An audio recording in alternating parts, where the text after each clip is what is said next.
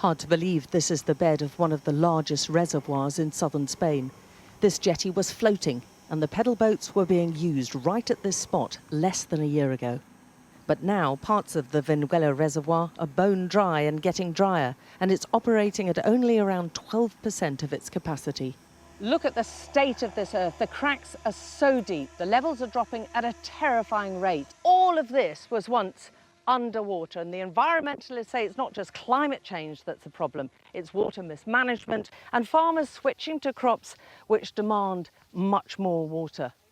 Whatever the reason, the record high temperatures have led to fractured relations here and what's being dubbed the water wars, as farmers and environmentalists squabble over who and what's caused this. These are some of the exotic fruits being blamed for the water drain. Many farmers like Paco have branched out into growing mangoes and avocados. He's telling us here how efficient his irrigation system is, but the drought has meant his mangoes are still significantly smaller and his income has dropped nearly a quarter over the past few years. The lack of water, fires, everything, it's all down to climate change, and we're all causing climate change, so we have to change.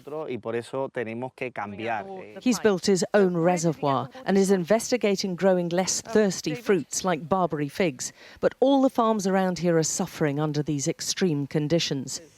Ecologists in the area say poor farming and lack of planning by the authorities are responsible. There's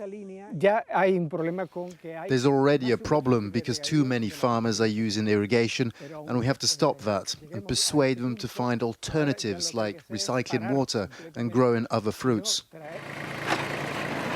The hot, dry weather is due to continue until the autumn, with farms working all hours to try to save their crops. Marooned Boys show just how tourism is already suffering around the reservoir. Elena Sanchez was left with no option but to close down her water adventure business. And there was water here? Yes. And she's worried if farming of tropical fruits like avocados and mangoes collapses, it'll have a devastating impact. The tropical industry, it brings about 10,000 employments to this area. So what are these people going to work in if we don't have tropicals? Spain produces the bulk of Europe's fruit and vegetables. This country's water crisis is going to reach far beyond its own borders.